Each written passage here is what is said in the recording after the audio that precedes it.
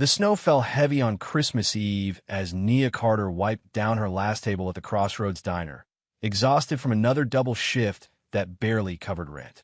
When the elderly couple walked through the door, threadbare coats, trembling hands, counting coins for a single cup of coffee, she made a choice that would cost her everything. She brought them soup and bread, defying her manager's orders, never knowing that this simple act of kindness would set off a chain of events that would change not just her life, but prove that compassion could be more powerful than she ever imagined. Because what Nia didn't know as she handed that warm meal to two strangers was that they weren't who they appeared to be, and her one moment of courage was about to become a revolution.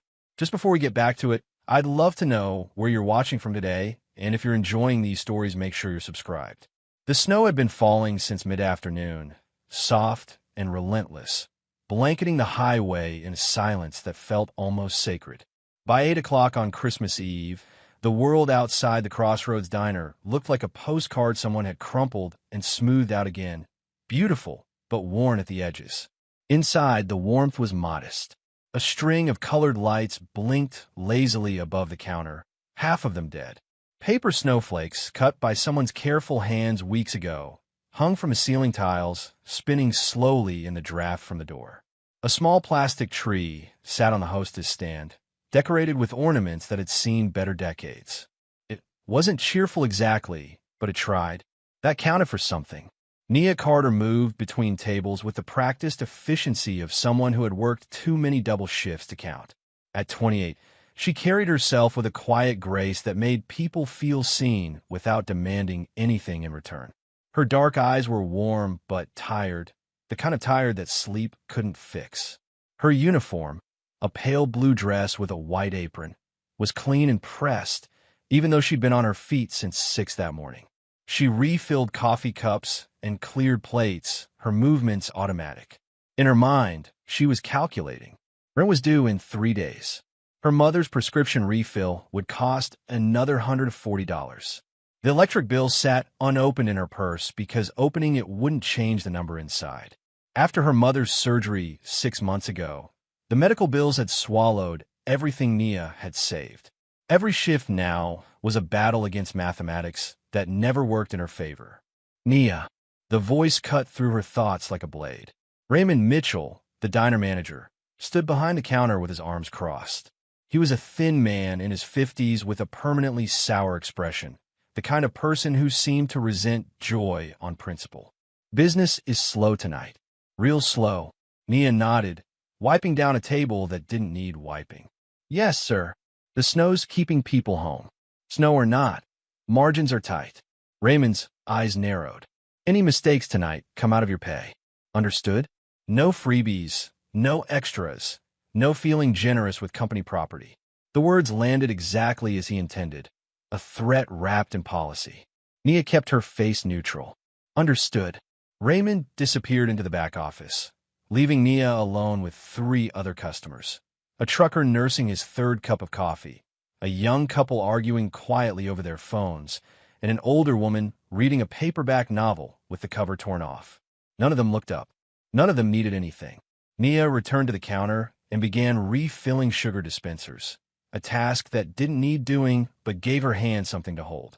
Through the window, she watched the snow fall harder, each flake catching the glow of the streetlight before vanishing into the growing drifts. Somewhere out there, people were warm. Somewhere out there, families were gathering around tables that didn't wobble, sharing meals that didn't come from a kitchen that smelled like old grease and broken promises. She thought about her mother, asleep in their small apartment across town. The surgery had saved her life, but it had also stolen something. Her strength, her independence, the light in her eyes that used to make even bad days feel bearable. Now she spent most days in bed, apologizing for being sick, for costing money, for existing in a way that required care. Nia told her every day that none of it was her fault, but guilt doesn't listen to logic. The bell above the door chimed, pulling Nia from her thoughts. An elderly couple stepped inside, bringing a gust of cold air and snow with them. The woman was small and frail, her silver hair tucked beneath a knit hat that had seen too many winters. Her coat was thin, the kind you'd find at a thrift store clearance rack, and her gloved hands trembled as she clutched her husband's arm. The man was tall but stooped, his face weathered and kind. His jacket was too big, hanging loose on his frame, and his shoes were worn smooth at the heels. They stood just inside the doorway, blinking against the warmth, looking uncertain about whether they belonged. The trucker glanced up, then looked away quickly. The young couple stopped arguing long enough to stare. The older woman with the paperback lowered her book, her expression hardening into something between suspicion and disdain. "Looks like we got some vagrants," the trucker muttered, not quite quietly enough. Nia felt the shift in the room, the way kindness could curdle into judgment in a single breath. She moved toward the couple before anyone else could speak, her smile genuine and warm. "Welcome to Crossroads," she said softly. "Just the two of you tonight?" The elderly woman looked up at her, and Nia saw something flicker in her eyes, surprise, maybe, or relief. "Yes, just us, if that's all right." "Of course it's all right." Nia gestured toward a booth near the window, away from the other customers. "Right this way." She led them to the table and pulled out menus that were sticky with age and laminated 3 times over. The couple settled into their seats slowly, the way people do when their bodies hurt in ways they've learned to hide. The woman, Nia noticed her name tag read Evelyn on a faded hospital volunteer badge pinned to her coat, removed her gloves with shaking hands. "Can I start you off with some water?" Nia asked, already reaching for her pitcher. "Yes, please," the man said. His voice was deep and gentle, textured with years. "That would be kind." Nia poured 2 glasses, noticing how the man's eyes lingered on the menu, scanning prices rather than food. She'd seen that look before. It was the look of someone doing math that didn't add up, trying to find dignity in scarcity. "Take your time," she said. "No ruse." As she walked away, she heard Evelyn whisper to her husband, "Thomas, are you sure we can?" "We'll manage," Thomas replied, his voice firm but thin. "We always manage." Nia returned to the counter, watching them from the corner of her eye. Thomas studied the menu like it was a puzzle with a solution he couldn't quite see. Evelyn folded her hands in her lap, her gaze drifting to the snow outside. They spoke in low tones, their heads bent together, and even from across the room, Nia could see the weight they carried. Raymond emerged from the back, noticed the couple, and his face tightened. He moved beside Nia and leaned close. "Keep them moving. No loitering. And don't go getting any ideas about charity. They're customers," Nia said evenly. "They're taking up space." Raymond's voice dropped lower. "Watch yourself, Nia." "I mean it." He retreated to his office again, and Nia took a breath she didn't realize she'd been holding. Across the room, the older woman with the paperback stood abruptly, dropped cash on her table, and left without a word, her expression sour. The trucker followed soon after, shaking his head. Only the young couple remained, still absorbed in their phones, oblivious to everyone else. Nia approached the booth again, her notepad ready. "What can I get for you folks tonight?" Thomas cleared his throat. "Just coffee, please. 1 cup. We'll share." "1 coffee," Nia repeated, writing nothing down. "Anything else?" "We have soup tonight. Vegetable beef. It's good." "No. Thank you," Evelyn said quickly. "The coffee is fine." Nia nodded and walked away, her chest tight. She poured a single cup of coffee and brought it to their table with 2 small creamers and extra sugar packets. Thomas wrapped his hands around the cup as if it were precious, and Evelyn smiled. A small, grateful smile that broke Nia's heart just a little. Minutes passed. The couple sipped their coffee slowly, making it last.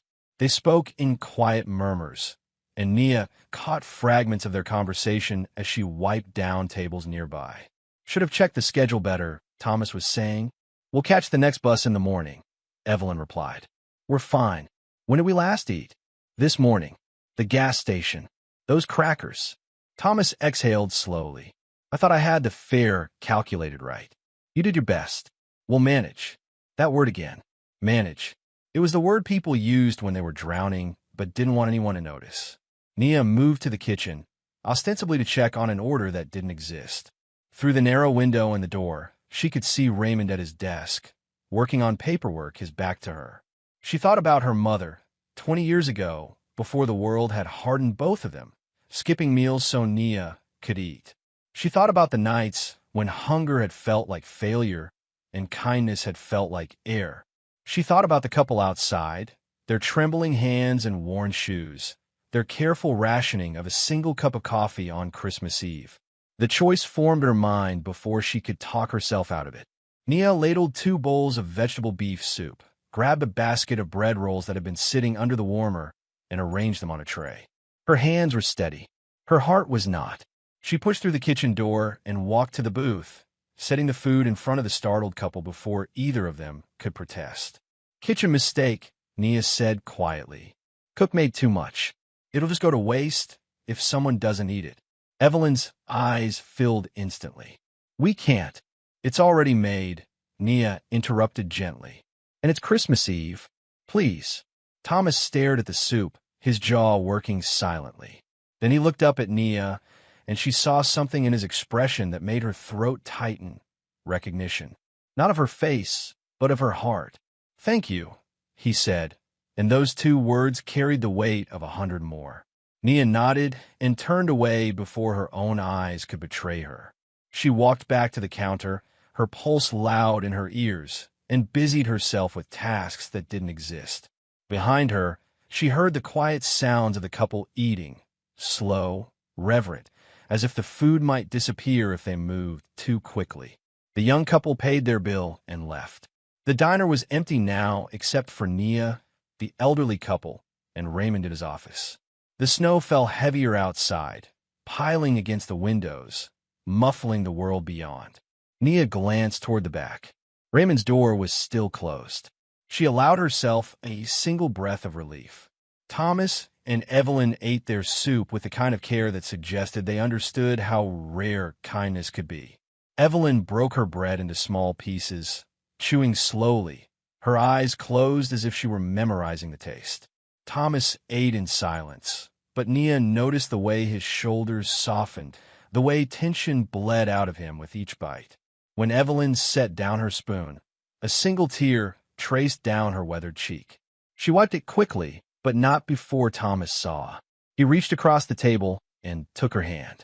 "It's all right," he murmured. "I know." Evelyn's voice wavered. It's been a long time since someone saw us." Nia turned away, pretending to organize menus, giving them privacy. But the words settled in her chest like stones. Being seen, that was all they wanted. Not pity, not charity, just acknowledgement that they existed, that they mattered. The bell above the door chimed again, and Nia looked up to see a woman in her 40s enter, shaking snow from her designer coat.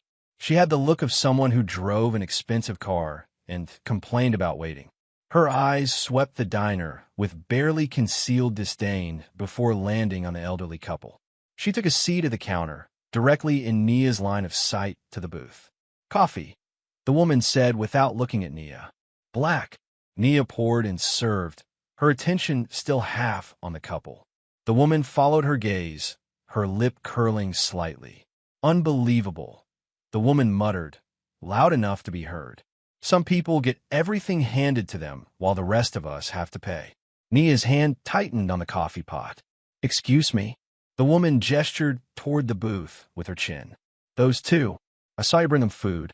Free food. Meanwhile, I'm paying full price for coffee that tastes like dishwater." "That's not." Nia started, but the woman cut her off. "I know what I saw. Special treatment for freeloaders. On Christmas, no less. Real nice values you're teaching here." The words hung in the air, sharp and ugly.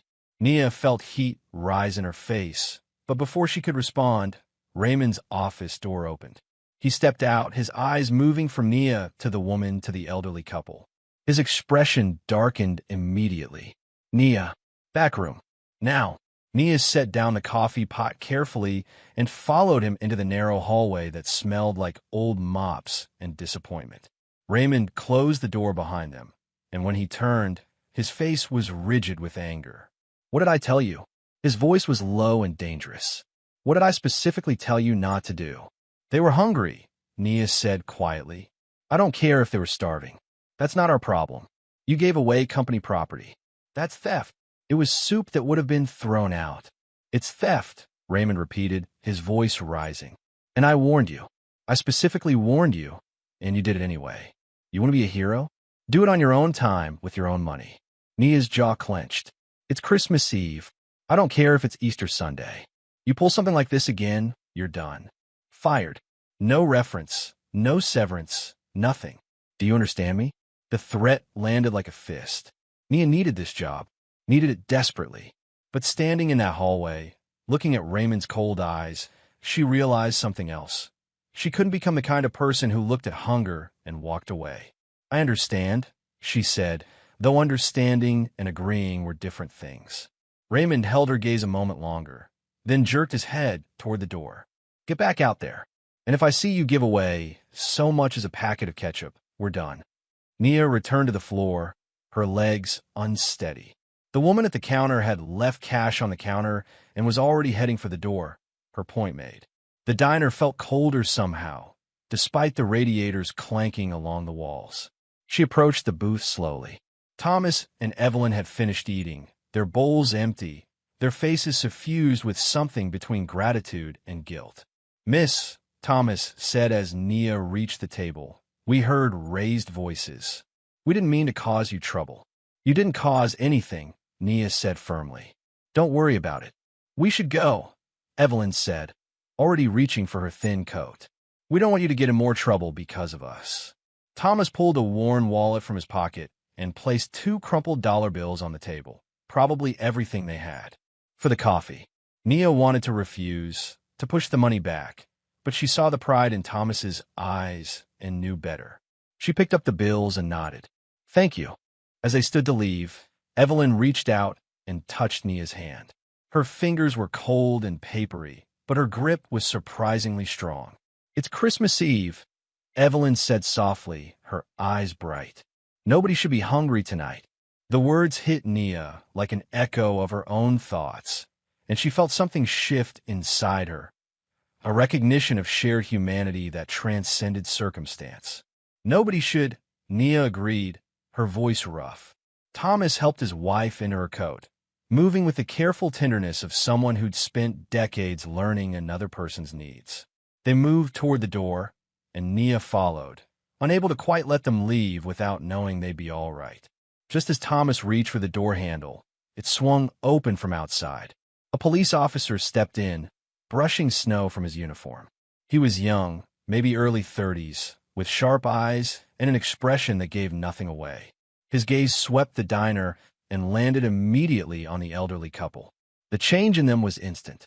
Evelyn stiffened, her hand tightening on Thomas's arm. Thomas's face went carefully blank, the warmth draining from his features. They looked like people who'd learned to make themselves small, to avoid attention, to survive scrutiny. Evening, the officer said, his voice neutral. Evening, officer, Nia replied, stepping slightly between him and the couple without quite realizing she was doing it. The officer's eyes flicked to her, then back to the couple. Everything all right here? Yes, sir, Thomas said quietly. Just leaving. Long night to be out in this weather.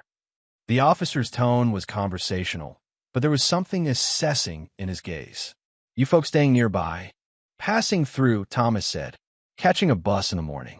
The officer nodded slowly, and Nia couldn't tell if he believed them or was filing the information away for later. There was a moment of tense silence, broken only by the hum of the ancient refrigerator and the whisper of snow against glass. Well, be safe out there, the officer finally said. Roads are getting bad. We will. Thank you. The couple moved toward the door, and the officer stepped aside to let them pass. As Evelyn brushed by him, Nia saw her shoulders hunch, saw the way she tried to make herself invisible. The door closed behind them, and through the window, Nia watched them make their way carefully down the icy sidewalk toward the parking lot. The officer approached the counter, removing his gloves. Coffee, please. Nia poured, her mind still on the couple outside. Something I can help you with, officer? Got a call about a disturbance. Complaint from a customer. He sipped his coffee, watching her over the rim. Said there was some kind of scene in here. No scene, Nia said evenly. Just a misunderstanding. The officers studied her for a long moment. Those folks, the elderly couple, they in some kind of trouble?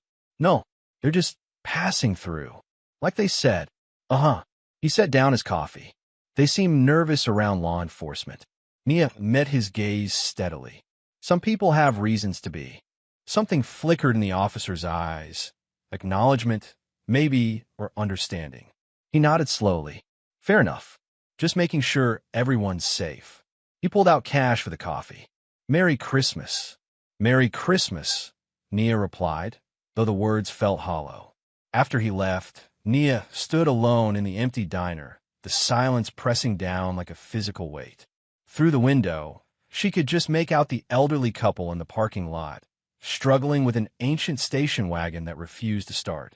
She watched Thomas turn the key again and again, watched the headlights flicker weakly, watched Evelyn's shoulders shake. From cold or something else, Nia couldn't tell.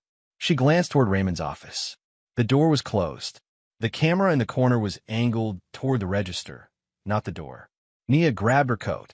Outside, the cold hit like a slap. Her breath fogged in the air as she jogged across the parking lot, her shoes crunching in the snow. Thomas was still trying the ignition, and the engine was making a grinding sound that promised nothing good. Need some help? Nia called. Both of them turned, startled. Thomas opened his door. Miss, you shouldn't be out here. You'll freeze. So will you. Nia moved to the back of the car. Pop the hood. Might just be the battery cables.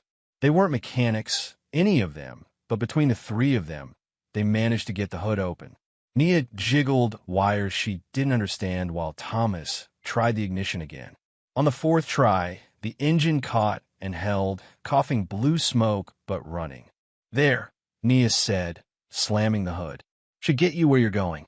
Thomas climbed out of the car, and despite everything, the cold, the hour, his obvious exhaustion, he stood straight and looked Nia in the eye. You've done too much for us already. I don't know how to thank you. You don't have to. We'll pay you back, Thomas insisted. Somehow, someday we'll find a way. Nia laughed, the sound brittle in the cold air. I don't expect anything. Really, just get somewhere warm, okay? Evelyn rolled down her window, and Nia saw tears on her face again. You have a good heart, the older woman said. A truly good heart. Kindness like yours doesn't disappear. It circles back. You'll see. The words felt strange, weighted with something Nia didn't understand. She nodded anyway, stepping back as Thomas climbed back into the driver's seat. The old station wagon backed out slowly, its taillights dim and flickering. Nia watched until they disappeared into the swirling snow, heading toward the highway, toward whatever destination awaited them in the dark. Then she turned and walked back into the diner, back into the fluorescent light, and the smell of old coffee and the weight of consequences she couldn't yet see. Raymond was waiting by the register, his arms crossed, his face a mask of controlled fury. You're done, he said flatly. Clear out your locker and go.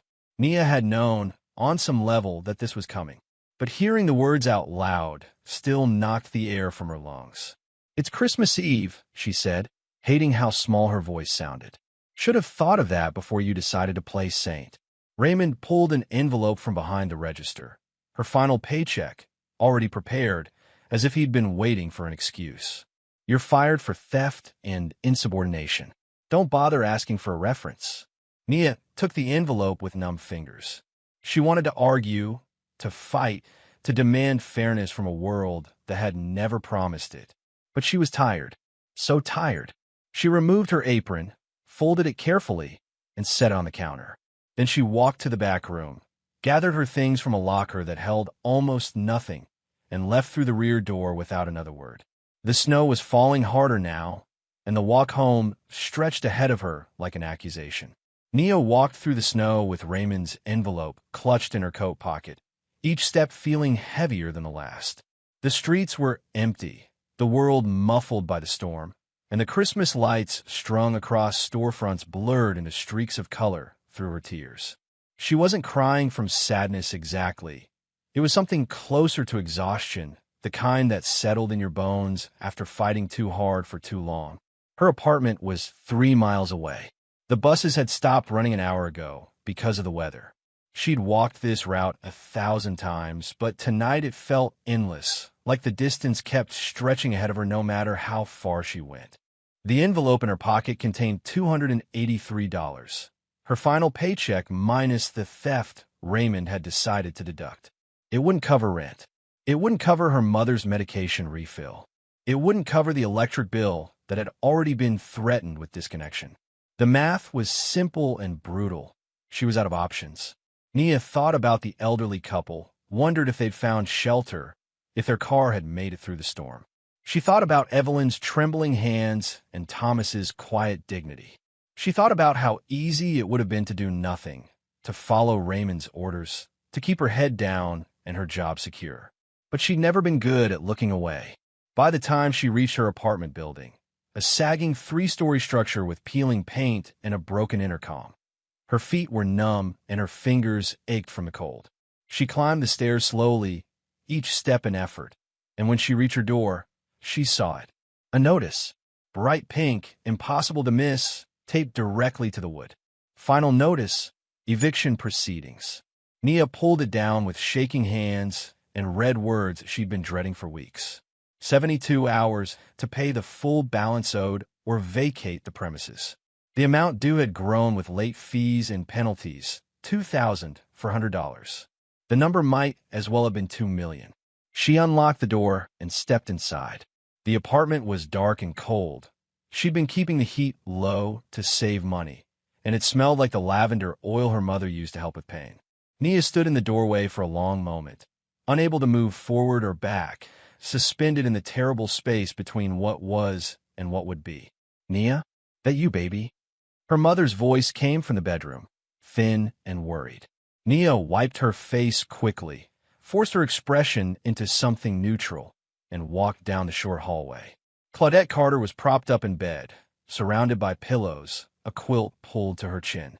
At 56, she looked older. Illness had a way of stealing years. But her eyes were still sharp, still saw too much. "You're home early," Claudette said. "Thought you had the late shift tonight." "Got cut." Nia lied, the words coming easier than they should have. "Slow night because of the snow." Claudette studied her daughter's face. "You walked home in this weather?" "Baby, you should have called me. I would have figured something out." "It's fine. I needed the air." Nia sat on the edge of the bed, pulling off her damp shoes. Her mother's hand found hers, warm and dry, the skin papery thin. "Something's wrong," Claudette said. It wasn't a question. "Everything's fine, Mama. Just tired." "Don't lie to me, Nia Marie. I've known you too long." Nia felt her composure crack. She looked at her mother, at the woman who'd raised her alone after her father left, who'd worked 3 jobs to keep them afloat, who'd never once complained about the weight she carried, and the words tumbled out. "I got fired." Claudette's grip tightened. "What happened?" "I gave food to some people who needed it. Manager said it was theft." There was a long silence. Then Claudette sighed, and it sounded like pride mixed with sorrow. "Of course you did. I'm sorry, Mama. I know he needed that job. I know I should have just—" "Don't." Claudette's voice was firm. "Don't you dare apologize for being the person I raised you to be. You hear me?" Nia nodded, unable to speak past the lump in her throat. "We'll figure it out," Claudette said. "We always do." But lying in the dark later that night, Nia couldn't see how. She stared at the ceiling and ran through scenarios that all ended the same way. Homeless by the new year, her mother without medication, everything falling apart because she'd chosen kindness over survival. The image of Thomas and Evelyn kept returning to her. The way they'd eaten that soup with reverence. The way Evelyn had said kindness circles back. It had sounded like a promise, but promises didn't pay rent. Nia closed her eyes and prayed for the first time in years. Not for money or miracles, just for strength to face whatever came next. Outside her window, the snow continued to fall, burying the world in white. Morning came gray and cold. Nia woke to find her mother already awake, sitting at their small kitchen table with a cup of tea and the eviction notice. "We need to talk," Claudette said. "Mama, don't." "Sit down, baby." Nia sat. Her mother pushed the notice across the table. "I've been thinking," Claudette said. "I have some jewelry. My mother's ring, the necklace your grandmother left me. We could sell them." "No." The word came out sharper than Nia intended. Those are the only things you have left from them. And you're the only thing I have left that matters. Claudette's voice was steady. Things are just things, Nia. You're my daughter. We're not selling your jewelry. Then what's your plan? Nia didn't have one. She sat there in silence, staring at the pink notice, feeling the walls close in. A knock at the door made them both jump. Nia stood slowly, her heart suddenly pounding. Collection agency? Landlord? She moved to the door and looked through the peephole. It was the elderly couple. Thomas and Evelyn Hale stood in the hallway, looking exactly as they had last night. Worn coats, tired faces, but somehow different. There was something in their posture, a quiet certainty that hadn't been there before. Nia opened the door, confusion written across her face. How did you? May we come in? Thomas asked gently. We won't take much of your time. Nia stepped aside, too stunned to do anything else. The couple entered, and Claudette appeared in the kitchen doorway, her expression wary. Mama, these are the people I told you about, Nia said. From the diner. Evelyn's eyes moved to Claudette, and something like understanding passed between them. A recognition that transcended words. Mrs. Carter, it's an honor to meet you. You raised a remarkable daughter. What are you doing here? Nia's voice came out sharper than she intended. How did you even find me? Thomas and Evelyn exchanged a look. Then Thomas spoke, his voice calm and measured. We owe you an explanation. Several explanations. Actually, may we sit? They moved to the small living room. Nia and her mother sat on the worn couch, while Thomas and Evelyn took the two mismatched chairs. For a moment, no one spoke. The silence stretched, broken only by the ticking of the wall clock Nia's grandmother had left them. Last night, Evelyn began, you showed us kindness when you had every reason not to. You fed us when you knew it would cost you. You helped us in the parking lot when you could have walked away. And you lost your job because of it. You didn't ask me to do any of that, Nia said. No, we didn't. Evelyn's eyes were bright. And that's precisely the point. Thomas leaned forward, his hands clasped between his knees. We need to tell you something, Miss Carter. Something that will sound impossible. But I'm asking you to hear us out. Nia glanced at her mother, who nodded slightly. All right, Nia said. I'm listening. Thomas took a breath. My wife and I aren't who we appeared to be last night. We were traveling incognito, testing something. Not your service exactly, but something deeper. We wanted to see how people responded when they believed we were powerless. When there was nothing to gain from kindness. Testing. The word came out flat. Nia felt something cold settle in her stomach. You were testing me? Not you specifically, Evelyn said quickly. We've done this in other places, other cities. We've been searching for something we thought we'd lost, genuine compassion. Kindness without agenda. We found it rarely. Very rarely. Who are you? Claudette's voice cut through the room, sharp with suspicion. Thomas met her gaze steadily. My name is Thomas Hale. This is my wife, Evelyn. We founded an investment company 40 years ago. Through careful management and some fortunate decisions, that company has made us more money than we know what to do with. The words hung in the air like smoke. You're rich, Nia said slowly. You're rich, and you pretended to be homeless to see if I'd be nice to you. We weren't pretending to be anything, Evelyn said. We were simply being two people who needed help. That part was real, but the rest was a lie. No, Thomas's voice was firm. The rest was an experiment in human nature. And you're angry. You have every right to be. Nia stood abruptly, her hands shaking. You let me lose my job. You watched me get fired, and you didn't say anything. You drove away and left me standing in the snow. And now you show up here talking about experiments. Nia, her mother started, but Nia kept going. Do you know what that job meant to me? Do you have any idea what you cost me? She gestured around the shabby apartment. We're getting evicted. My mother needs medication we can't afford. I have 3 days to come up with thousands of dollars, or we're on the street. And you were running an experiment. Evelyn stood as well, her eyes glistening. We didn't know the full extent of your situation last night. We spent the morning learning. We know about your mother's surgery, the medical bills, the eviction notice. We know everything now, and we're here to help. I don't want your help. The word surprised Nia even as she said them. I don't want your charity or your guilt money, or whatever this is. It's not charity, Thomas said quietly. It's restitution. And it's more than that. Please, Miss Carter, sit down. Let's explain. Nia remained standing, her chest heaving, but Claudette's hand on her arm gently pulled her back to the couch. Talk, Claudette said to the couple. Fast. Thomas nodded. Fair enough. My wife and I have been philanthropists for 30 years. We've given away millions to causes we believed in. But over time, we realized something troubling. The money attracted people who were skilled at asking for it, grant writers, consultants, people who knew how to perform compassion. We couldn't tell who genuinely cared and who was simply good at pretending. So we decided to change our approach, Evelyn continued. We wanted to find people who did the right thing when no one was watching, when there was no reward, no recognition, no benefit. We wanted to invest in character, not credentials. And that's where I come in, Nia said bitterly. Congratulations. You found your test subject.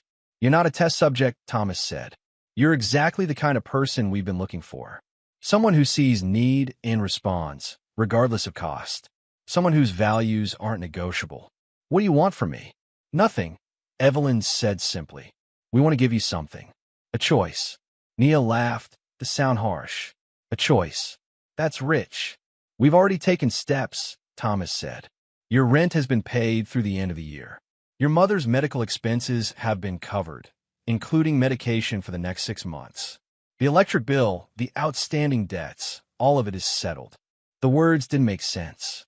Nia stared at him, her brain refusing to process what she was hearing. You can't just. We already did, Evelyn said. This morning, before we came here. Those are gifts. No strings, no expectations. Whether you want anything to do with us or not, that doesn't change. Claudette made a sound, something between a gasp and a sob. Her hand found Nia's again, gripping tight. But we're hoping, Thomas continued, that you'll consider something else. Something bigger. We're not offering you a handout, Miss Carter. We're offering you a partnership. Partnership in what? Change, Evelyn said. Real systemic change. We want to fund ethical labor programs, initiatives that protect service workers, provide fair wages, ensure dignity in the workplace. But we need someone who understands that world from the inside. Someone who's lived it. You want me to work for you? With us, Thomas corrected. Not for us. You'd start as a trainee coordinator, learning the foundation side of things. But eventually, you'd help shape policy, direct funds, train others. You'd have a voice in how resources are distributed. Nia felt dizzy. The apartment, the same cramped, cold space she'd woken in, suddenly felt like it belonged to a different life, a different person. This is insane, she whispered. It's overwhelming, Evelyn acknowledged. And we don't expect an answer today. Take time. Think about it. Talk to your mother. We'll respect whatever you decide. Why me? Nia asked. Why not someone with education, experience, connections? Because you have something more valuable than any of that, Thomas said. You have integrity that's been tested and proven. You chose kindness when it cost you everything. That's not something that can be taught. Evelyn reached into her bag and pulled out a business card. She set on the coffee table. Our contact information. Call us when you're ready to talk. Or don't call at all. Either way, your bills are paid. That stands regardless. The couple rose to leave. At the door, Evelyn turned back. One more thing, Miss Carter. We didn't let you suffer. We watched you make a choice, and then we watched the consequences unfold exactly as we knew they would. That was painful for us too. But if we'd intervened immediately, we wouldn't have learned what we needed to know, that your kindness wasn't conditional on reward. And what did you learn? Nia asked quietly. That kindness does circle back, Evelyn said, just not always in the way we expect. The door closed behind them, and Nia and her mother sat in silence, staring at the business card on the table. After a long moment, Claudette spoke. Baby, I think we need to sit down. We were sitting down. No, I mean really sit down. Because I think our lives just changed. Nia looked at her mother, saw tears streaming down her weathered face, and felt something break open inside her. She started laughing, a sound that was half hysteria, half relief. And then she was crying too, and they were holding each other, rocking back and forth on that shabby couch in that shabby apartment that was suddenly impossibly safe. Later that evening, after the shock had settled into something like comprehension, Nia's phone rang. An unknown number. She almost didn't answer, but something made her pick up. "Miss Carter?" A woman's voice, professional and warm. "This is Grace Henderson from Riverside Hospital. I'm calling about your mother's account." Nia's stomach dropped. "I know we're behind. I'm working on. Actually, I'm calling to confirm that all outstanding balances have been paid in full, including the surgical costs from 6 months ago. I wanted to make sure you received the documentation." "Ah, yes. Thank you. There's also a fund that's been established for ongoing treatment. Your mother's neurologist has been notified. He'd like to schedule a follow-up appointment to discuss a new medication protocol that was previously cost-prohibitive." Nia couldn't speak. She just listened as the woman explained details that sounded like a foreign language. Payment plans, specialist referrals, resources that had been impossible yesterday. When she hung up, she found her mother standing in the doorway, hope and fear warring on her face. "It's real," Nia said. "Mama, it's real." The Hale estate sat 30 miles outside the city, hidden behind gates that looked more like art than security, and a winding drive lined with trees older than anyone living. The house itself was large, but not ostentatious. Stone and wood, built to last rather than impress, with gardens that had been tended for decades and windows that glowed warm against the winter evening. Thomas and Evelyn's car pulled up to the entrance just as night fell.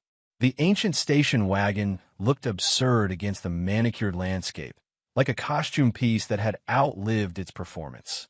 A man in his early 40s met them at the door. Marcus Hale, their son, whose expression suggested he'd been worried longer than he'd admit. He had his father's height and his mother's eyes, and the lines in his face spoke of someone who'd inherited responsibility along with wealth. "You're late," Marcus said, pulling his mother into a hug before his disapproval could fully land. "I was about to send someone looking for you." "We're fine, sweetheart," Evelyn said, patting his cheek. "Just a longer trip than expected. 3 days. You were gone 3 days." Marcus helped his father with his coat, his movements automatic with long practice. "No calls, no updates. Do you know how worried I was?" "We told you we'd be traveling," Thomas said mildly. "You told me you were going to test something. You didn't tell me you'd be pretending to be homeless in a snowstorm on Christmas Eve." "It wasn't pretending," Evelyn said, moving into the house. The interior was warm and elegant without being cold. Comfortable furniture, art that looked personal rather than curated, books everywhere. It was simply removing context. Marcus followed them into the sitting room, where a fire was already burning. "And? Did you find what you were looking for?" Thomas and Evelyn exchanged a look, and something passed between them, the kind of wordless communication that came from 5 decades of marriage. "Yes," Evelyn said quietly. "We did." Marcus poured them tea from a service that had been kept warm, adding honey to his mother's the way she liked it. "Tell me." So they did. They told him about the Crossroads Diner, about Nia Carter, about soup and bread, and the small kindness that had cost everything. They told him about walking through the snow, about the car that barely started, about a young woman who'd helped strangers at her own expense.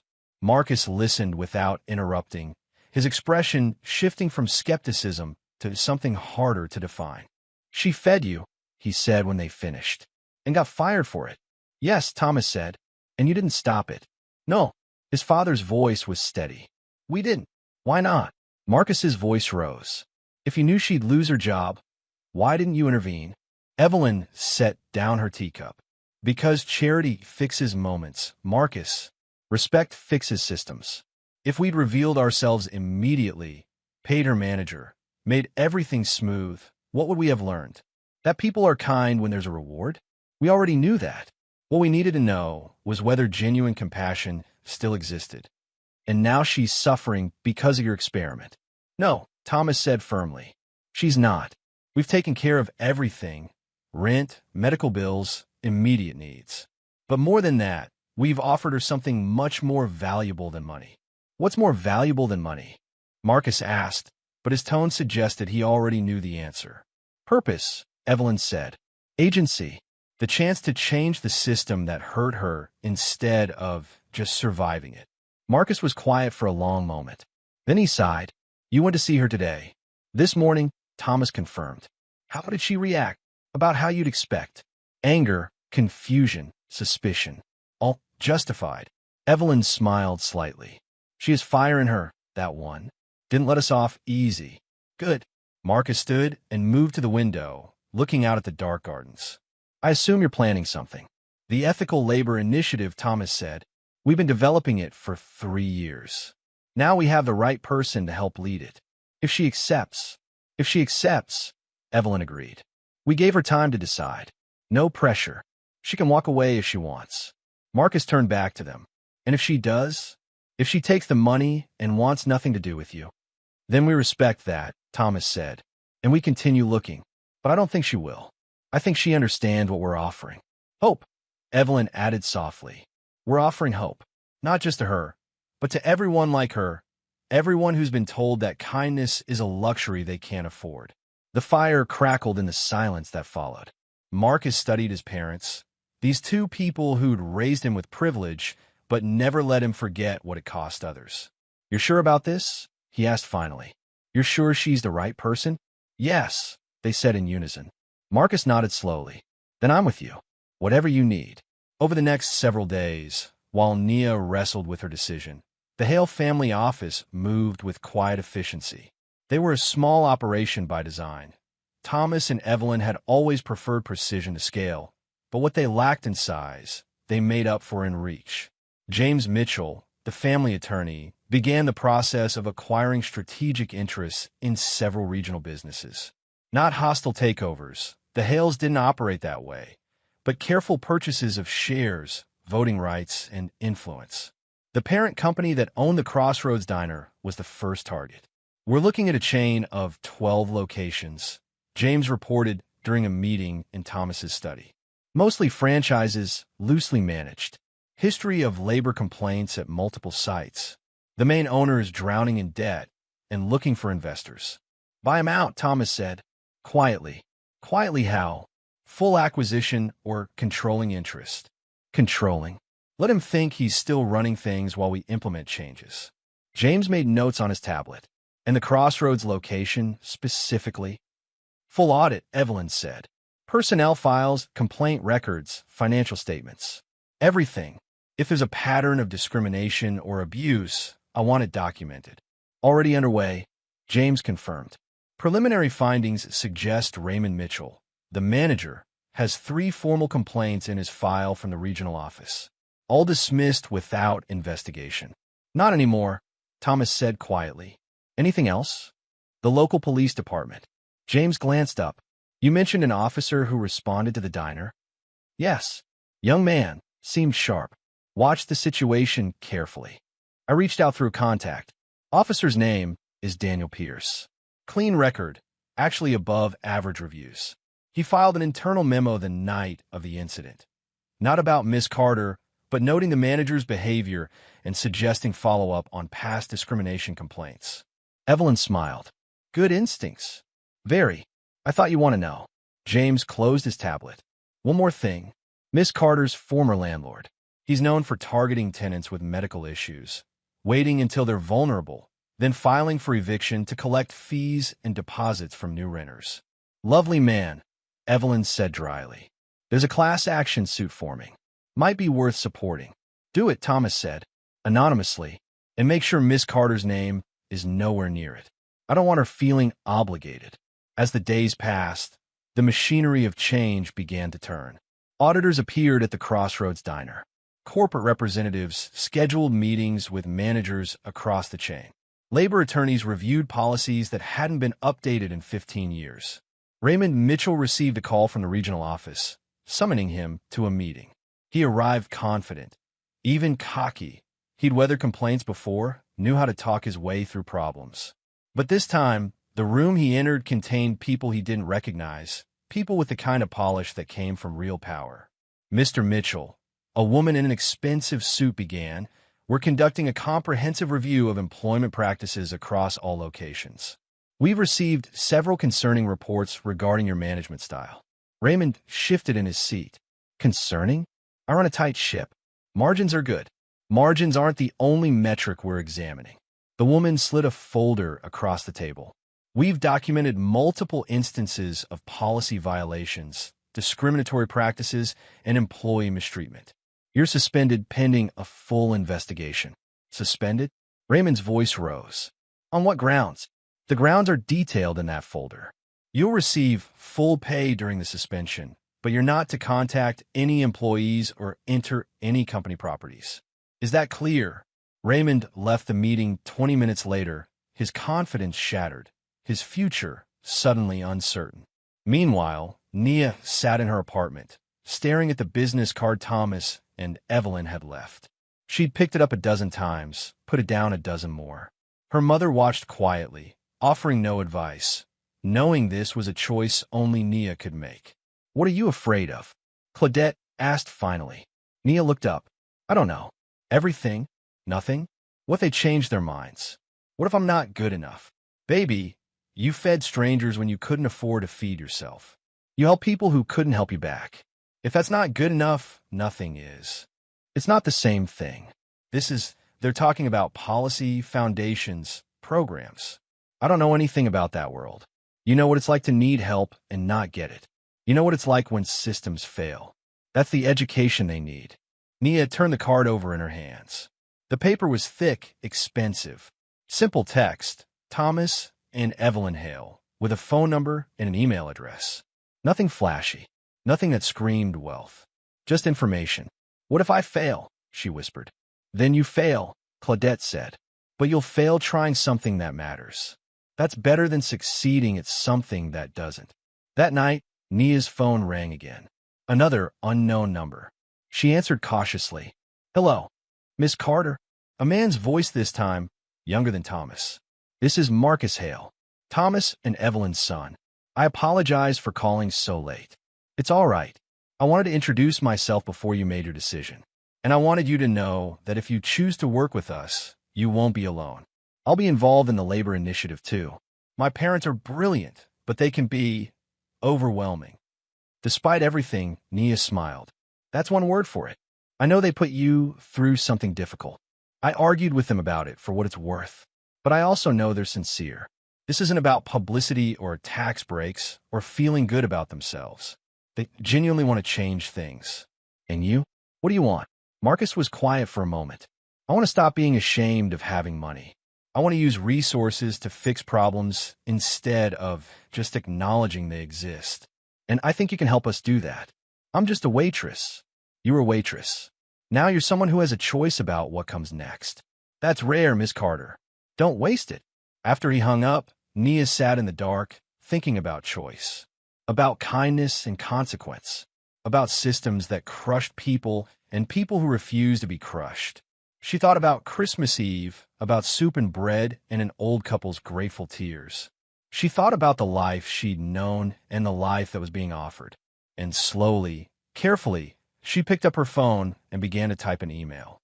The email Nia sent that night was short and careful, the kind of message someone writes when they're afraid of sounding desperate or ungrateful. She thanked the Hales for their generosity, asked for time to think about the partnership, and requested a follow-up meeting in a week. It felt safe, measured, like she was maintaining some small piece of control in a situation that had spun wildly beyond her understanding. Their response came within an hour. Take all the time you need. The offer stands regardless. But time, Nia quickly learned, didn't stop for decision-making. The days after Christmas blurred into a strange new reality where her immediate crises had been solved, but her future remained uncertain. The rent was paid, her mother's medication arrived on schedule, and the eviction notice disappeared as if it had never existed. Yet Nia felt unmoored, like someone who'd been bracing against a strong wind that had suddenly stopped, leaving her off balance and unsure where to direct her energy. She needed work, not because of money. For the first time in years, she had a small cushion, but because sitting still made her think too much, question too much, doubt too much. By the third day after New Year's, Nia found temporary work through an agency that placed overnight cleaning staff in office buildings downtown. The pay was barely above minimum wage. The hours were brutal, 10 at night until 6 in the morning, but it was honest work that didn't require explaining why she'd been fired from her last job.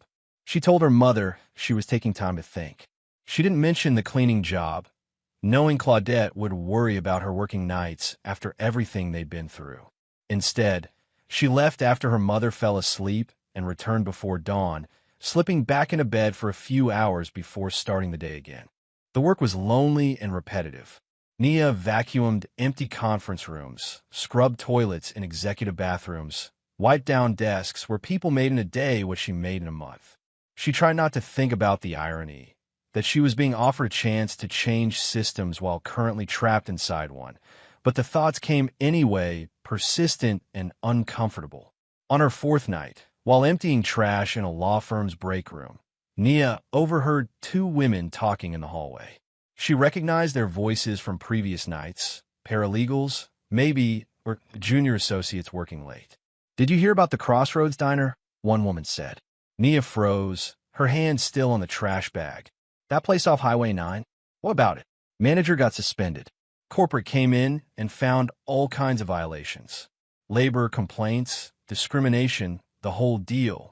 Apparently, he'd been running it like his personal kingdom for years. Good. Places like that need to be held accountable. Yeah, but here's the thing. Word is some waitress got fired on Christmas Eve for feeding homeless people. That's what started the whole investigation. Seriously? That's awful. I know, right? But also kind of amazing. Like, she lost her job for doing the right thing, and it ended up exposing this whole toxic situation. The voices faded as the women moved down the hall. Nia stood motionless, her heart pounding. Raymond was suspended. The diner was being investigated. Things were changing, and she hadn't even made a decision yet about the Hales offer. She finished her shift in a daze, her mind churning with questions she couldn't answer. The next morning, Nia stopped at the grocery store on her way home. She was exhausted, moving through the aisles on autopilot, when she noticed an elderly man ahead of her in the checkout line. He was counting change from his pocket, his hands shaking, his face creased with worry as the cashier scanned his items. $23.40, the cashier said, her voice flat with practiced boredom. The man counted again. I have 21. I thought I had enough. Then you need to put something back." Nia watched the man's shoulders slump. She recognized that posture, that shame. She'd seen it in Thomas and Evelyn at the diner. She'd felt it herself more times than she could count. Without thinking, she stepped forward. "I've got it."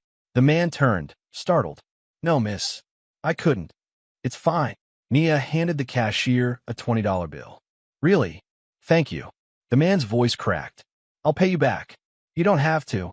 As Nia paid for her own items, she felt eyes on her. When she looked up, she saw Officer Daniel Pierce standing 3 aisles over, watching with an expression she couldn't quite read. Their eyes met, and he nodded slightly before turning away. The encounter left Nia shaken. She walked home through the cold morning air, wondering if Officer Pierce would report what he'd seen, if somehow this act of kindness would come back to haunt her the way feeding the Hales had. The thought was paranoid, she knew, but fear had a way of making everything feel like a test. At home, she found her mother awake and sitting at the kitchen table with a cup of tea and a worried expression. "Where have you been?" Claudette asked. "Grocery store." Nia set down her bags, avoiding eye contact. "At 6:30 in the morning? After being gone all night?" Nia sighed. There was no use lying. "I took a temporary job, cleaning offices downtown. Overnight shifts." Nia Marie Carter. Her mother's voice carried that particular tone that meant disappointment mixed with love. "Why would you do that? You have money now. You have time to figure things out." "It's not my money, Mama. It's theirs. It's money they gave you. That makes it yours." Nia sat down heavily. "I can't just accept it and do nothing. I can't sit around waiting to decide about their offer. I need to feel like I'm still me, you know? Like I'm still the person who earns what she has." Claudette reached across the table and took her daughter's hand. "Baby, there's nothing wrong with accepting help. You've been helping others your whole life. Maybe it's time to let someone help you back. But what if I'm not good enough? What if I take this partnership thing and I fail?" "Then you fail forward. You learn. You grow." Claudette squeezed her hand. "But right now, you're failing backward. You're hiding in overnight cleaning jobs because you're scared of possibility. That's not the daughter I raised." The words landed hard because they were true. Nia had spent so many years surviving that she'd forgotten how to imagine thriving. The Hale's offer terrified her precisely because it represented a future she'd never allowed herself to want. Later that afternoon, Nia's phone rang. She didn't recognize the number, but answered anyway. "Miss Carter." A woman's voice, calm and professional. "This is Officer Pierce's colleague, Detective Sarah Williams. We met briefly. Well, you haven't met me, but Officer Pierce mentioned an incident at the Crossroads Diner on Christmas Eve. I'm following up on some complaints related to that establishment." Nia's stomach dropped. "I don't want to cause trouble." "You're not in any trouble," Detective Williams said quickly. "Actually, Officer Pierce filed a report that night noting discriminatory behavior from the manager. Combined with other complaints we've received over the years, we're building a case. I was hoping you might be willing to provide a statement about your experience there.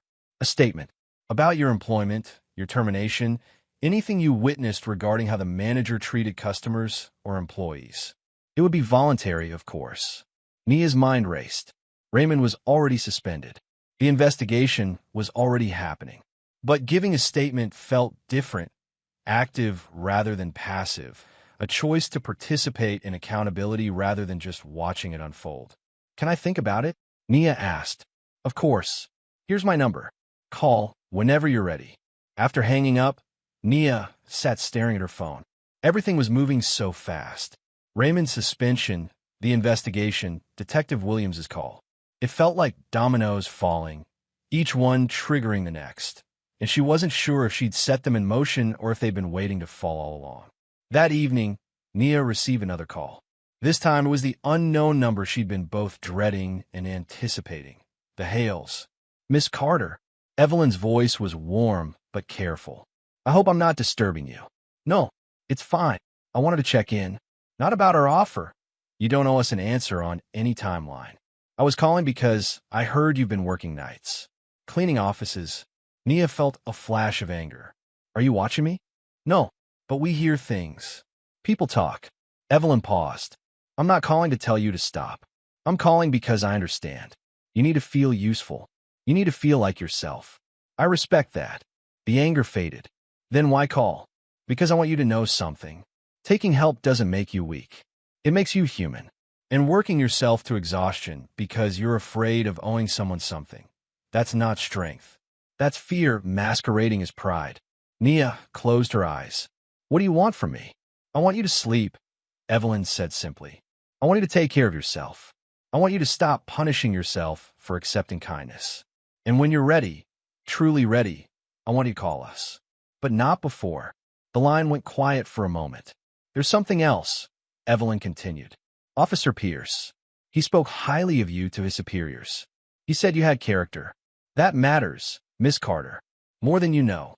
After they hung up, Nia sat in the dark, feeling the weight of too many eyes watching, too many people forming opinions about who she was and what she deserved.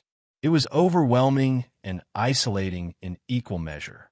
She thought about quitting the cleaning job. She thought about calling Detective Williams and giving that statement. She thought about the Hales and their offer, their foundation, their vision of change. Mostly, she thought about who she wanted to be, not who circumstances had forced her to become, but who she might choose to be if she stopped running from possibility. The answer didn't come that night, but it was starting to form, slow and certain, like dawn approaching.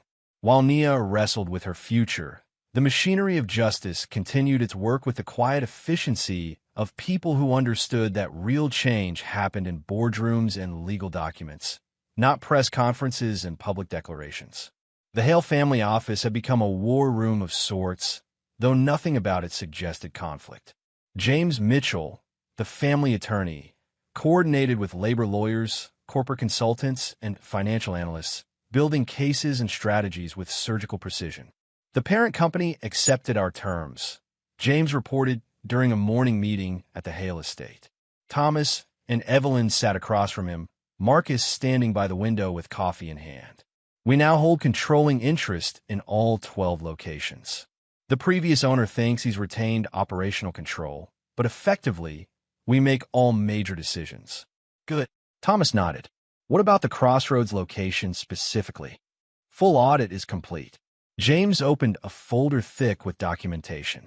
Raymond Mitchell's file is damning. 3 formal discrimination complaints over 5 years, 2 from employees, 1 from a customer. All dismissed by the regional office without proper investigation. Evidence suggests he created a hostile work environment targeting women and minorities specifically. Evelyn's jaw tightened. And a regional office that dismissed those complaints being restructured. Everyone who touched those cases is being reassigned or retired. New management coming in with actual training in labor law and workplace ethics. Marcus turned from the window. What about restitution for the people Mitchell hurt? Working on it. We're identifying everyone who filed complaints or quit under suspicious circumstances. Offering settlements that include back pay, legal fees if applicable, and genuine apologies. Not non-disclosure agreements or hush money. Actual acknowledgement of wrongdoing. Miss Carter? Thomas asked quietly. Still thinking. James smiled slightly. But according to our sources, she's been giving Detective Williams's call serious consideration. If she provides a statement, it strengthens the criminal case against Mitchell beyond just employment violations. Evelyn leaned back in her chair. We're not pressuring her into that. We're not pressuring her into anything, James agreed. But Officer Pierce's report combined with the corporate audit has opened doors. If she chooses to walk through them, she'll have support. If she doesn't, the case proceeds anyway. Over the next week, changes rippled outward like stones dropped in still water. Raymond Mitchell received official notice that his suspension was being converted to termination. The letter detailed every violation, every complaint, every instance where he'd abused his authority.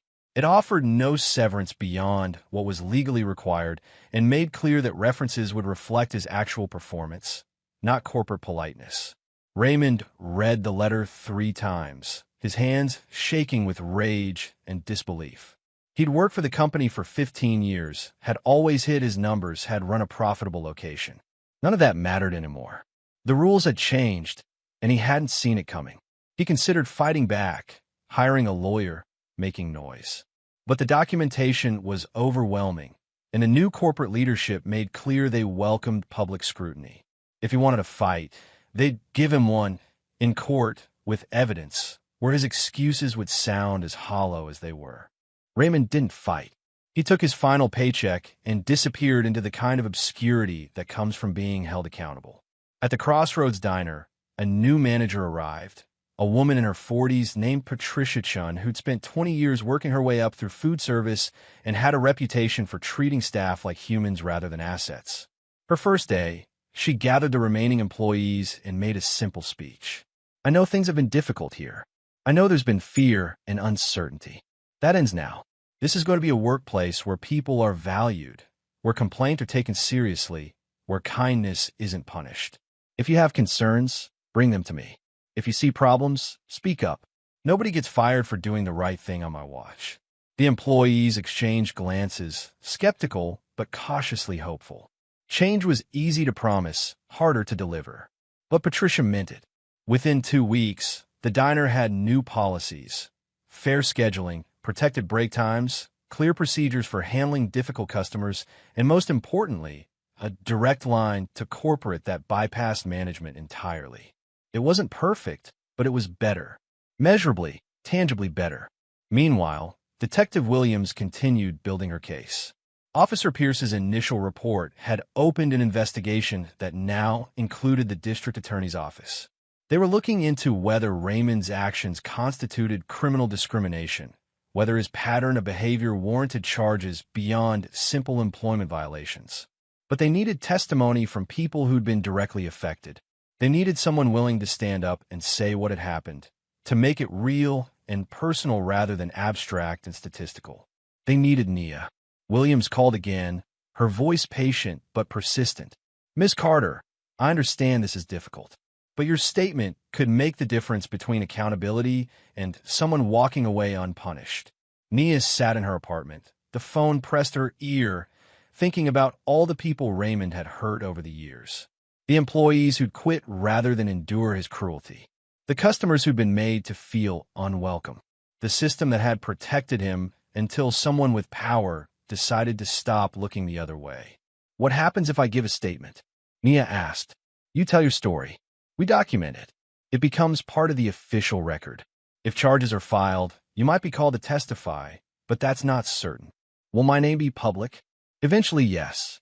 If it goes to trial, witness names are part of the public record. But we'll do everything we can to protect your privacy until then. Nia thought about Evelyn's words. That kindness circles back. She thought about the elderly man at the grocery store, about Thomas and Evelyn in the diner, about every moment she'd chosen to help rather than look away. Okay, she said quietly. I'll do it. Thank you, Miss Carter. Truly, the statement took 3 hours. Detective Williams was thorough, asking about every detail. When Nia was hired, how Raymond treated staff, specific incidents of discrimination the night she was fired. A court reporter typed everything, creating an official record that would follow Raymond Mitchell for the rest of his life. When it was done, Nia felt hollowed out but somehow lighter, as if she'd been carrying weight she hadn't realized was there. That evening, she received a text from an unknown number. I heard what you did. Thank you. Officer Pierce. She stared at the message for a long time before replying, just doing what's right. His response came immediately. That's rarer than it should be. 2 days later, Nia finally called the Hales. Evelyn answered on the second ring. Miss Carter, I've made a decision, Nia said, about your offer. All right, we're listening. I want to do it. The partnership, the foundation work, all of it. But I have conditions. Of course. What do you need? Nia took a breath. I start at the bottom, ground level. I'm not walking in as anyone special. I work alongside service workers. I learn the systems from inside. And I get to say no. If you ask me to do something I don't believe in, I can refuse. This is a partnership, not a job where you're my bosses. There was a pause. Then Thomas's voice joined the call. Those are good conditions, Miss Carter. We agree to all of them. There's one more thing, Nia said. Whatever we do, it can't just be about me. The programs we create, the changes we make, they have to help people who don't get lucky meetings with billionaires. They have to actually work. That's exactly what we want, Evelyn said, and Nia could hear the smile in her voice. When can you start? Give me 2 weeks. I need to finish some things, make sure my mother's stable, tie up loose ends. 2 weeks is perfect. Welcome aboard, Miss Carter. After hanging up, Nia sat in silence, feeling the weight and possibility of what she'd just done. She'd said yes. She'd chosen to step into uncertainty, to risk failure, to believe that kindness could be more than survival. It could be transformation. Her mother appeared in the doorway, her expression knowing. You called them. I call them. And I start in 2 weeks. Claudette crossed the room and pulled her daughter into a fierce hug. I'm so proud of you, baby. So proud. They stood there together, 2 women who'd survived systems designed to break them, holding on to each other and the fragile, precious hope that maybe, just maybe, things could actually change. Outside, snow began to fall again, soft and silent, covering the world in white possibility. The 2 weeks passed in a blur of preparation and anxiety. Nia gave notice at the cleaning company, though they barely seemed to notice. Temporary workers came and went without ceremony. She spent her days with her mother, who was growing stronger with each passing week, her color returning, her laughter coming more easily. The new medication protocol was working, and for the first time in months, Claudette talked about the future like it was something to look forward to rather than simply survive. On the morning of her first official day with the Hale Foundation, Nia stood in front of her closet, staring at clothes that suddenly felt inadequate. She didn't own business attire. Her wardrobe consisted of uniforms, jeans, and a single dress she wore to church twice a year. The idea of walking into an office building as something other than the person who cleaned it felt surreal. Her mother appeared in the doorway. Wear the blue dress. The one from church. Mama, that's too formal. I don't even know what I'm supposed to. You're supposed to be yourself. Claudette moved into the room and pulled the dress from the closet. They didn't offer you this job because they wanted someone who already fit their world. They offered it because you don't. Remember that. Nia changed into the dress, added a cardigan her mother had knitted years ago, and looked at herself in the mirror. She looked nervous. She looked out of place. She looked exactly like someone about to step into a life they'd never imagined. "Perfect," Claudette said, squeezing her shoulders. "Now go change the world." The address Evelyn had sent led Nia to a modest building in a quiet downtown neighborhood. Not a gleaming corporate tower, but a renovated brick structure that looked more like someone's well-loved home than a foundation office. The sign outside was small and understated. "Hale Foundation, Ethical Labor Initiative." Nia stood on the sidewalk, her hands shaking, her heart pounding. This was it. The moment where possibility became reality, where choice became commitment. She could still turn around. She could still walk away. Instead, she climbed the steps and pushed open the door. The interior was warm and surprisingly informal. Hardwood floors, comfortable furniture, walls lined with photographs of workers, construction crews, restaurant staff, janitors, nurses. Real people doing real work, their faces tired but dignified. It didn't feel like a place where rich people came to feel good about themselves. It felt like a place where work actually happened. A young woman at the reception desk looked up and smiled. "You must be Nia Carter. They're expecting you. Third floor, conference room." Nia took the stairs, needing the time to collect herself. Each step felt heavy with significance she didn't quite understand. At the third-floor landing, she found a hallway with several doors, one marked conference room, standing slightly open. She knocked softly. "Come in," Thomas's voice called. Nia pushed the door open and stepped inside. The room was small and comfortable, with a round table that encouraged conversation rather than hierarchy. Thomas and Evelyn sat on one side, Marcus on the other, and two empty chairs waiting. They all stood when she entered. Evelyn moved forward first, her smile warm but not presumptuous. "Miss Carter, thank you for coming. Call me Nia, please." "Nia." Evelyn gestured to a chair. "Seat. Can we get you coffee?" "Yeah. Water." "Water's fine." Nia sat, her back straight, her hands folded in her lap to hide their trembling. Marcus poured water from a pitcher on the table, his movements easy and practiced. "How's your mother doing?" "Better. Much better. The new medication is helping." "Good. That's really good." Thomas leaned forward, his expression serious but kind. "Before we talk about the work, we need to talk about Christmas Eve, about what we did and why we did it." Nia felt her shoulders tense. "You already explained." "We explained the what, not the why." Evelyn's eyes were steady on hers. "We told you we were testing human nature, looking for authentic kindness." "That's true, but it's not the whole truth." "What's the whole truth?" Thomas took a breath. 5 years ago, we gave $10 million to a nonprofit that promised to revolutionize worker protections in the service industry. Beautiful presentations, compelling data, passionate speeches. We believed in their mission completely. "What happened?" Nia asked, though she could already guess. "We discovered that most of the money went to executive salaries, consultants, and marketing campaigns. Barely 10% reached actual workers. When we confronted them, they had explanations for everything: overhead costs, operational necessities, investment in infrastructure." Thomas's voice hardened. "All technically legal, all completely useless." Marcus picked up the thread. "That wasn't the first time, or the second. My parents spent decades trying to help, and they kept finding the same pattern: people who were brilliant at asking for money but terrible at using it effectively." "So you decided to find someone different," Nia said slowly. "Someone who didn't know how to ask.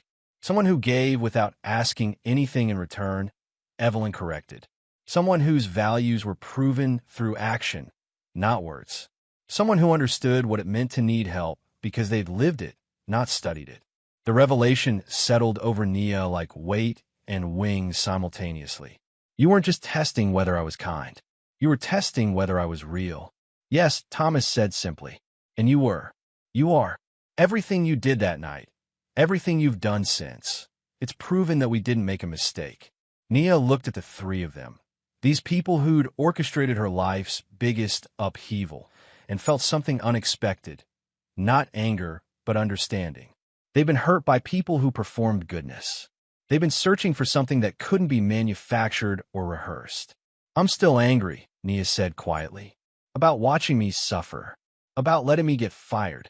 You should be, Evelyn said. That was cruel, even if it was necessary. We could have handled it differently. But you didn't. No, we didn't. And I'm sorry for that. Evelyn's voice carried genuine regret. Not for testing you. I'd do that again. But for the pain it caused. For making you question yourself. That wasn't fair. Nia nodded slowly. The apology didn't erase what had happened, but it acknowledged it. That mattered. So where do we go from here? She asked. Marcus pulled out a folder and slid it across the table. This is our proposal. The Ethical Labor Initiative is designed to create real, measurable change in how service workers are treated. Fair scheduling laws, protection from arbitrary termination, grievance procedures that actually work. We're starting with the restaurant and hospitality industry. 12 pilot programs across 6 states. Nia opened the folder. Inside were organizational charts, budget breakdowns, policy proposals written in language that made her head spin. I don't understand half of this, Ewell Thomas said. That's what training is for. But more importantly, you'll help us understand what we're missing. The gaps between policy and reality, the difference between what looks good on paper and what actually works for people on the ground. You said I'd start at ground level, Nia said, looking up. What does that mean exactly? Evelyn smiled. It means you'll spend your first 3 months working in our pilot program restaurants. Not as management, not as a consultant, as staff. Waitress, host, whatever the location needs. You'll experience the policies we're implementing from the worker's perspective. You're serious. Completely. You'll be paid well, better than standard wages, but you'll work real shifts alongside people who don't know who you are or why you're there. You'll see what works and what doesn't without anyone performing for you. Nia felt something shift inside her, a recognition that they truly understood what she'd been asking for. And after 3 months, you help us revise, Marcus said. Everything you learn, every problem you identify, every suggestion you have, we implement it. You become the bridge between policy and practice. What if I see things that would cost you money to fix? Then it costs us money, Thomas said simply. This isn't about profit, Nia. It's about proving that treating people well can be sustainable. We have the resources to weather short-term losses if it means long-term change. Nia looked down at the folder again, at charts and numbers that represented hundreds, maybe thousands of people's lives. People like her. People who'd been told that kindness was a luxury, that dignity was something you earned rather than deserved. When do I start? She asked. Monday, Evelyn said. If you're ready. I'm ready. They spent the next hour going over logistics, training schedules, locations, contact protocols. Nia would rotate through 3 different restaurants over 12 weeks, spending a month at each. She'd keep detailed notes, attend weekly debriefs with the Hale team, and have complete authority to raise concerns without fear of repercussion. As the meeting wound down, Nia felt something she hadn't expected: excitement. Not the nervous, fluttering kind, but the deep, solid conviction that she was exactly where she was supposed to be. At the door, Evelyn caught her arm gently. There's something else. Something we haven't told you yet. Nia's stomach tightened. What? Your former manager, Raymond Mitchell. He's been charged with criminal discrimination and workplace harassment. Multiple counts. If he's convicted, he faces substantial fines and possible jail time. Because of my statement. Because of his actions, Evelyn corrected. Your statement was just one piece of evidence. But yes, it helped. The district attorney wanted you to know that the trial is set for March. You may be called to testify. Nia thought about Raymond, about his cold eyes and cutting words, about every person he'd hurt over the years. Good, she said simply. He should face consequences. He will, Marcus said, and so will every system that protected him. That's the real work we're doing here. Nia left the building an hour later with a folder full of information, a start date, and a sense of purpose that felt both terrifying and inevitable. She walked through the city streets, past office buildings and restaurants, seeing them differently now, not as places where she simply worked, but as systems she might actually change. Her phone buzzed. A text from her mother. How did it go? Nia smiled and typed back, "I think I just found my calling." 3 months later, spring had transformed the city. Trees budded along sidewalks, flowers pushed through cold earth, and the weight of winter lifted like a forgotten coat. Nia stood outside her third rotation restaurant, a busy downtown establishment that served power lunches and never closed on holidays, and marveled at how much had changed in so little time. Her first rotation had been humbling. Despite years of experience, working under the new ethical labor policies felt foreign. Scheduled breaks that you actually took. Managers who listened when you spoke. Procedures for handling difficult customers that didn't blame the staff. It had taken her 2 weeks to stop waiting for the other shoe to drop, to trust that the policies weren't performative. The second rotation had been harder. An upscale restaurant where old habits died slowly, where managers paid lip service to new rules while finding creative ways around them. Nia had documented everything. The subtle pressures, the unspoken expectations, the gap between policy and practice. Her reports had led to management changes and policy revisions. Now, in her final month, she worked at a restaurant that was getting it right. The staff was diverse, protected, and genuinely happy. Tips were pooled fairly. Schedules were posted 2 weeks in advance. When an elderly customer complained about service speed, the manager had backed the waitress, explained restaurant policy, and asked the customer to be patient or leave. It was possible. Change was actually possible.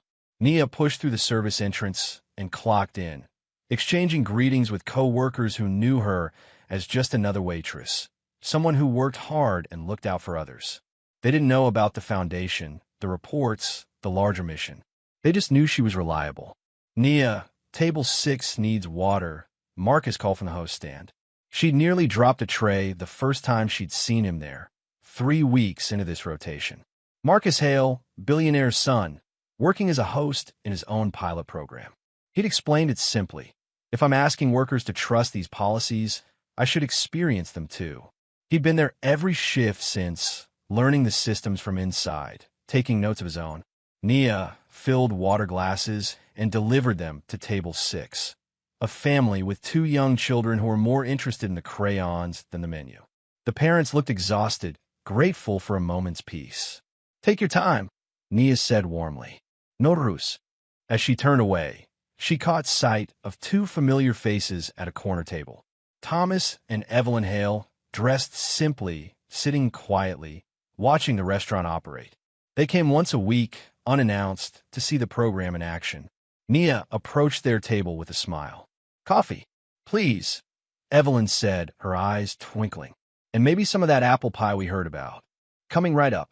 Later, during her scheduled break, actually taking it, sitting down with food and coffee, Marcus joined her in the staff room. "How's it feeling?" he asked. "Good. Really good. This location has the culture right. Management trusts staff. Staff respects management. It's what we wanted. Because of the policies you helped refine," Marcus pointed out. "The things you flagged from the first 2 rotations, we implemented all of them here. This works because you made it work." Nia shook her head. "It works because everyone here believes in it. I just help translate. That's literally the job." Marcus grinned. "Speaking of which, training starts next week. You ready to teach others what you've learned?" Next week, Nia would begin the second phase of her role, training new coordinators who would roll out the program to additional locations. She'd be teaching from experience, helping others understand not just the policies, but the human element that made them succeed or fail. "I'm ready," she said. That evening, after a shift, Nia walked through the city as sunset painted the sky orange and gold. Her phone rang. Detective Williams. "Miss Carter, I wanted to let you know. Raymond Mitchell took a plea deal. He admitted to multiple counts of workplace discrimination and harassment. He'll pay substantial fines, serve community service, and his termination is now part of public record. He won't work in management again. He's not going to jail. No, but he's been held accountable, and that creates precedent. Other cases can point to his conviction as proof that these behaviors have consequences." Williams paused. "You helped make that happen." After hanging up, Nia felt something unexpected. Not triumph, but closure. Raymond's punishment wasn't about revenge. It was about preventing him from hurting others, about proving that systems could hold people accountable. She walked to her old apartment building. She and her mother had moved to a better place last month, something with heat that worked and windows that didn't leak, and stood outside, remembering the person she'd been just months ago. Desperate, exhausted, afraid. That Nia had fed strangers because it was right, never imagining where that choice would lead. Her phone buzzed with a text from Evelyn. "Join us for dinner tomorrow. We have something to show you." The next evening, Nia arrived at the Hale estate for the first time since her initial interview. The gardens were in bloom, alive with color and growth. Inside, she found not just Thomas, Evelyn, and Marcus, but a room full of people. Workers from the pilot programs, policy advocates, labor organizers, and several faces she recognized from her rotations. "What is this?" she asked. Evelyn took her hand. "A celebration. 6 months ago, we launched this initiative with hope and theory. Today, we have proof. 12 restaurants operating under ethical labor policies, with staff retention up 40%, customer satisfaction improved, and most importantly, workers who feel valued." Thomas raised a glass. "That's because of many people's work. But it started with one person's kindness on Christmas Eve. Nia, this is your victory as much as anyone's." The room applauded, and Nia felt tears sting her eyes. She looked around at faces representing possibility, people who'd been given a chance to work with dignity, to have voices that mattered, to know that their well-being was valued. "Speech," someone called out. Nia hadn't prepared anything. She stepped forward anyway. 6 months ago, I fed 2 people who were hungry because it seemed like the right thing to do. It cost me my job, almost cost me my home, and I thought it was the worst mistake I'd ever made." She paused, finding Evelyn's eyes across the room. "I was wrong. It wasn't a mistake. It was a doorway. Kindness opened a door I didn't know existed, and walking through it changed everything." She looked at the workers gathered, at people who'd trusted new policies, who'd spoken up when things weren't working, who'd helped build something better. "But here's what I've learned. Kindness isn't magic. It doesn't solve everything by itself. What matters is what we do with it. Do we make it systemic? Do we build policies that protect people even when there's no billionaire watching? Do we create change that lasts?" She took a breath. "That's the real work. And it's just beginning." The applause was deafening. Later, as the celebration wound down, Nia found herself standing with Thomas and Evelyn in the garden, watching stars emerge in the darkening sky. "You've exceeded every expectation," Thomas said quietly. "We knew you had character. We didn't know you had vision." "I learned from good teachers," Nia replied. Evelyn smiled. "We learned from you too." That was the point. A year later, almost to the day, Nia stood in the Crossroads Diner, refurbished, reimagined, now a flagship location for the Ethical Labor Initiative. New management, new policies, new hope. Patricia, the manager who'd replaced Raymond, approached with a smile. "We just got our 6-month review. Perfect scores across the board. Staff satisfaction, customer experience, profitability, all exceeding projections." "That's wonderful. There's an elderly couple at table 4. They requested you specifically."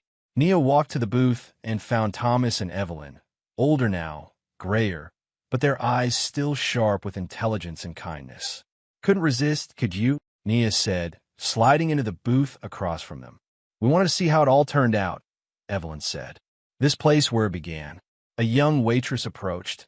New, nervous, clearly in her first week. "Can I get you anything?"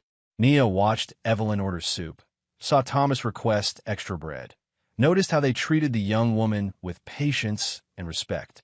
The cycle continuing, kindness flowing forward. After the waitress left, Thomas leaned forward. "We have a proposition. The program is expanding to 10 more states.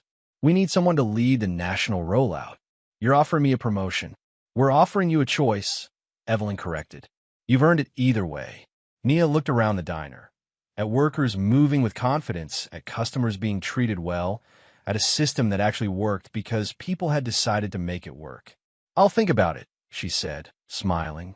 "But probably yes." That Christmas Eve, Nia stood in a community center she'd helped establish, a place where service workers could gather, share resources, organize, and support each other. Tables were loaded with food donated by the pilot program restaurants. Families filled the space with warmth and laughter. An elderly man approached the food line, counting change in his palm, his face lined with worry. Nia stepped forward. "It's all free tonight. Help yourself." "Free?" His eyes widened. "All of it. All of it. It's Christmas Eve. Nobody should be hungry tonight." The man's eyes filled with tears, the same tears she'd seen in Evelyn's eyes a year ago. The recognition of being seen, being valued, being cared for. And Nia understood finally what Evelyn had meant about kindness circling back. It didn't return as reward. It returned as legacy, as example, as proof that one small act could ripple outward endlessly if you gave it systems to sustain it, people to carry it forward, and courage to believe it mattered. She watched the man fill his plate, watched families gather around tables, watched a community built on the simple, radical notion that everyone deserved dignity. Outside, snow began to fall, soft, silent, covering the world in possibility. Inside, warmth and kindness proved that change wasn't just a dream. It was a choice, made real through action, sustained through commitment, multiplied through generosity.